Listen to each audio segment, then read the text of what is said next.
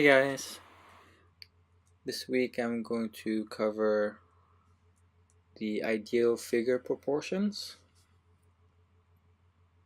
and then we're going to talk about gesture, and lastly I'll do a demo for how to do a sketch card with a 3/4 of the body or more. So the easiest way to study human proportions or the ideal figure proportions is to learn the superhero proportions, which is 8 heads tall, figures 8 heads tall. And it's pretty easy to remember, but from the head to the crotch is going to be 4 heads, and from the crotch to the bottom of the feet is going to be the second 4 heads.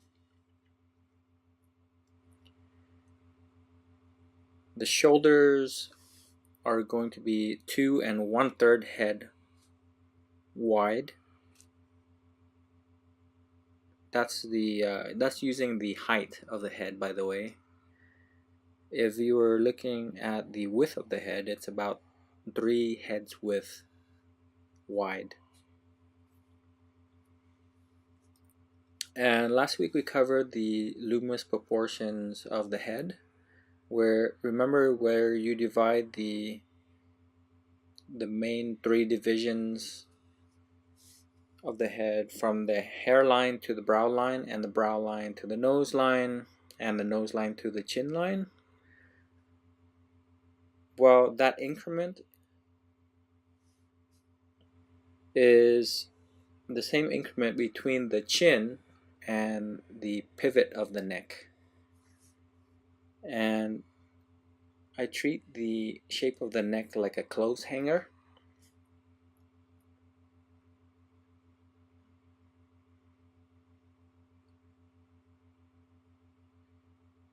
Now, I hardly ever use the front pose for anything. I mean, not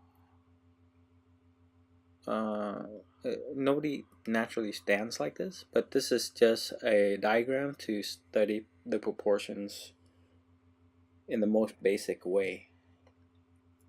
And what you'll see is the wrist, when the arm is extended straight down, is the same level as the crotch.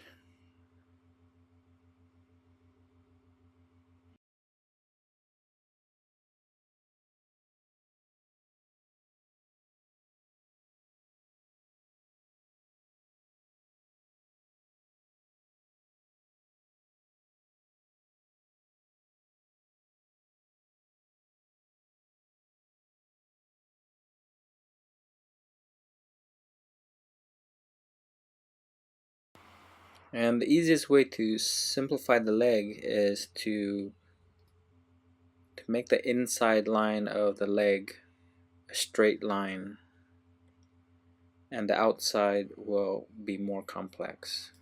It'll come out and then come back in at the knees, and then back out at the calves, and back in at the ankles. So the second head width down from the top, that is the level of the nipples. So the bottom of the chest should be a little bit lower. The third head down is where the navel would normally be. The fourth is the crotch. The fifth is the mid thigh. The sixth head is just right below the knees.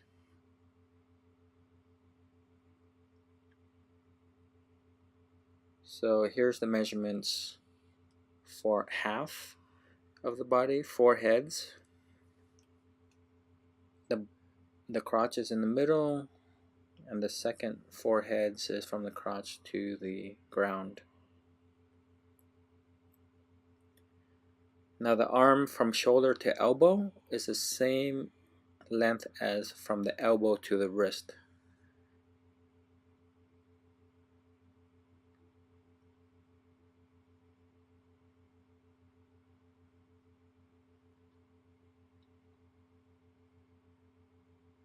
So that's half, and that's the other half. And same with the legs, from the crotch to the knee is the same distance from the knee to the bottom of the heel. So that's pretty easy to remember. And the width of the whole body is 2 1/3 heads wide.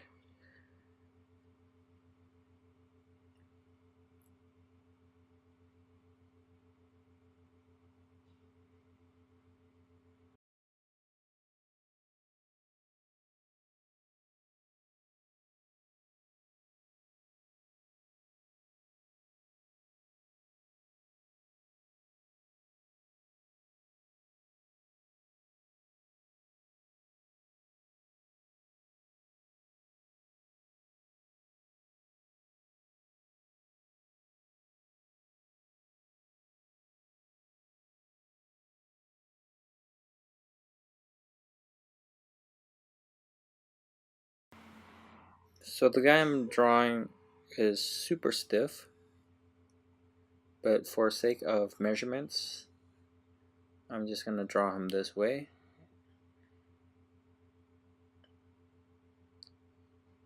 So there's the wrist at the crotch level. The second head is where the nipple is again. There's the knee and the ankle.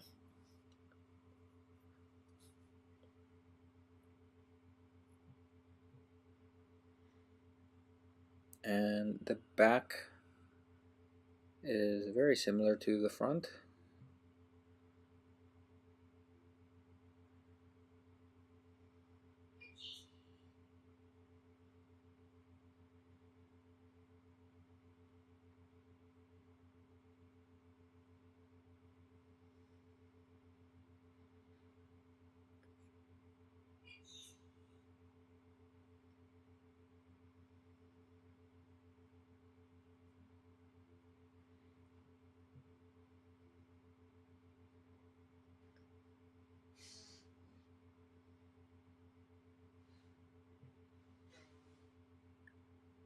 And it helps me to find the width by putting the marks to the side of the head, guesstimating where the 2 1/3 heads wide is, and just drop the forearm all the way down to the crotch, and that is where you place your hands.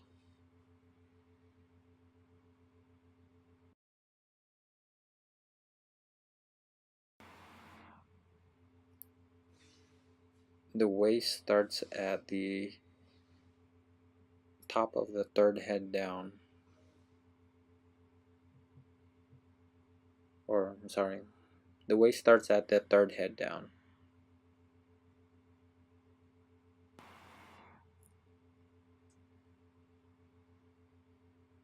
And the back of the neck attaches or starts to curve inwards at the bottom level of the ear. Next, I want to talk about 10 things you want to think about when you're drawing the figure.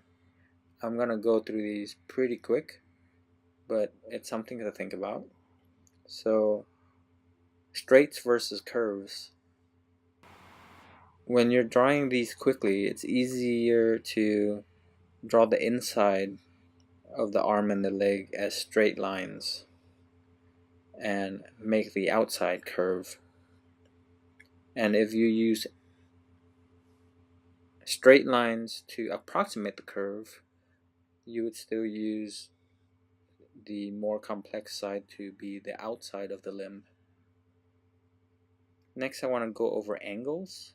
From the side view, you'll see the angles of the forms. The neck will bend forward, the chest will lean backwards, the pelvis will lean forward, and for the legs, you get like an S shape angle with a vertical that represents the balance of the figure.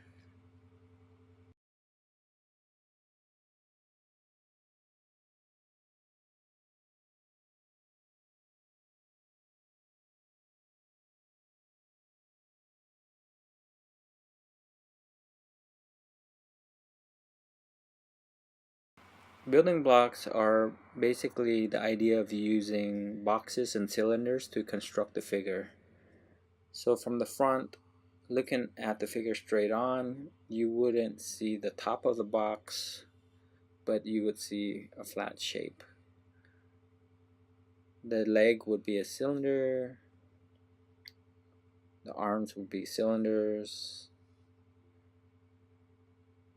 and the reason why we think of it this way is to establish depth. When you have a cylinder, the best way to visualize it is to draw lines that wrap around the cylinder. That way we decide where our eye level is in position compared to the cylinder. Are we seeing the top of the cylinder or the bottom of the cylinder?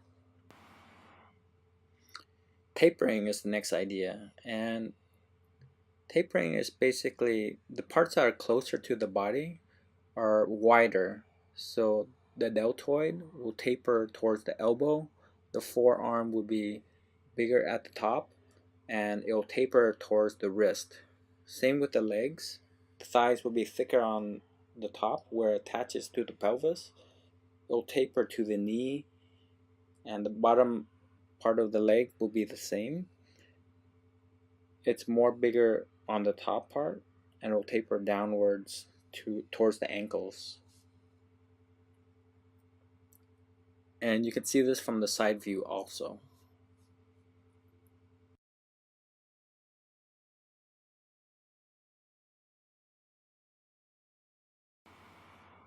Perspective is the next thing I want to talk about. You want to pick anchor points that you could compare your axis on. And a good point to look at is the acromion process. That is where the clavicle, your bone touches the very outside part of your torso, where your arms connect to your torso, and the 2 points on top of your hip. And you can draw lines across the knees and the ankles to realize the perspective. So from the side view, if my eye level is, say, at his navel level, then the perspective would look like this in a 3/4 view. I would see the bottom of the torso and the top of the pelvis, and he's leaning forward in this pose, but drawing a line that goes across the knees will help you see the perspective that he is in.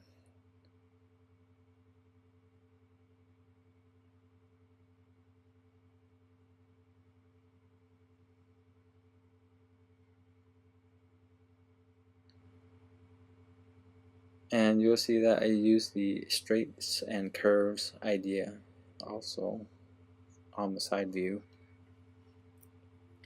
Overlaps are small details. When you're drawing only with lines, overlaps shows depth because you're showing that a form is going in front of or behind another form. So before you do any rendering, modeling, or tonal drawing, the line drawing informs what's in front, thus creating the illusion of depth. So here the chest will be in front of everything.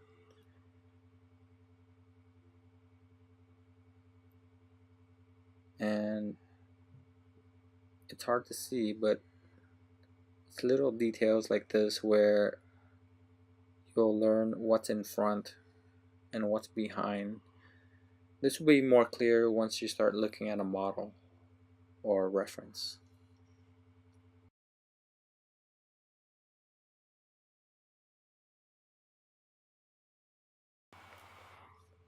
Stretch and squash is a concept from animation. The idea is that in a natural pose, one side of the body is always stretching and the other side is always squashed. Or you can say one side is flexing and the other side is relaxing. So in this example here, the left side is the stretch, the right side is the squash. Simple on one side and complex on the other side.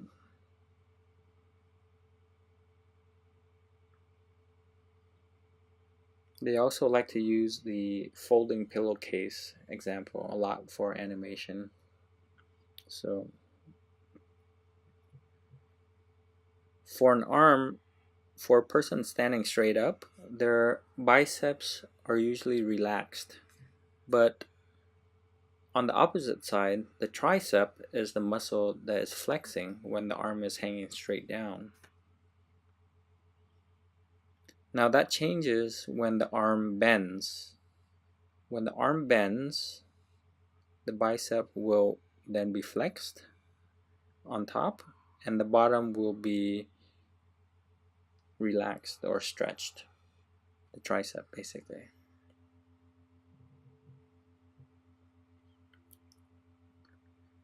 Counter posture is the idea that we never stand straight. We're always leaning or counterbalancing ourselves. So the line of the shoulders and the hip, the angles always vary. So you get something like this where more of our weight is on one leg than the other. So in this case, the figure's right leg is holding most of the weight. And another great idea is that each of the main forms is facing in a different direction. So the head is facing to the left, the torso is facing to the right,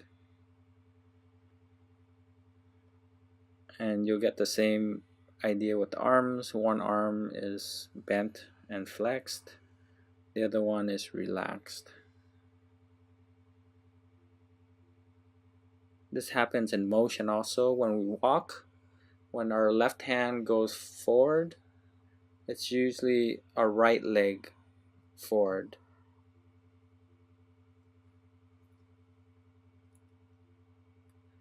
Next is the idea of the male versus female posture. These are just generalizations, but females have a tendency to stand with their knees closer together and their elbows pointed inwards at their waist and the wrist pointing outwards.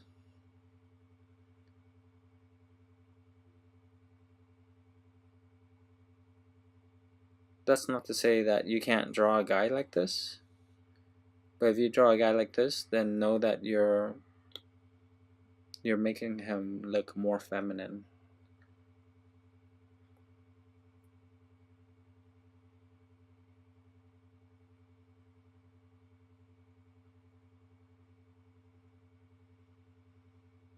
And guys will be standing usually with their knees more spread apart, like this, and the elbows would stick outwards and the wrist would come back in. Just imagine an ape, and that's how guys stand like generally.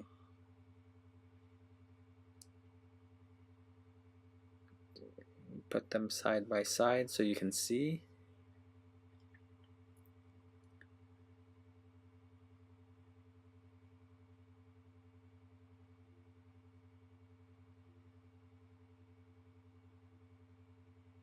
There we go. Man, woman.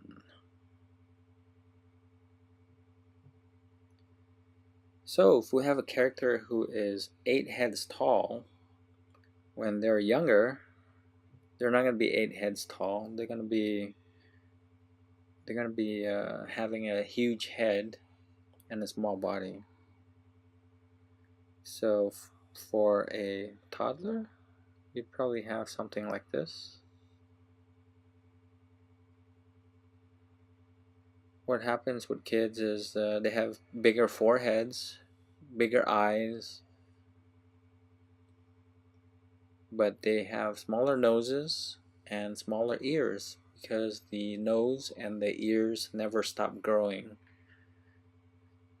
So when you're drawing older people, you're going to have bigger noses and bigger ears.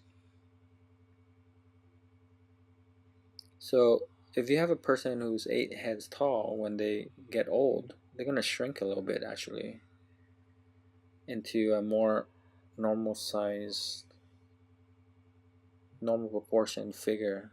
The muscle mass will go away and you end up with something more like this.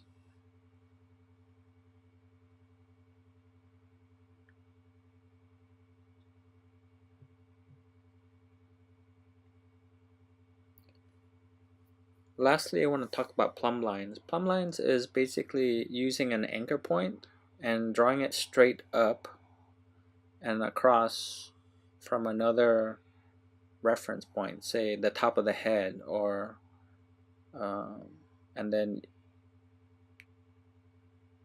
drawing a line that divides the space between the head and the shoulder so that you can examine the negative space, and this helps you measure sometimes your placement of the head compared to where the shoulder is.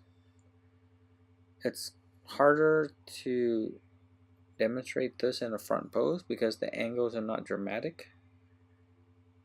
But for example, if you draw a straight line down from the armpit, you could see it creates like a sliver of a triangle.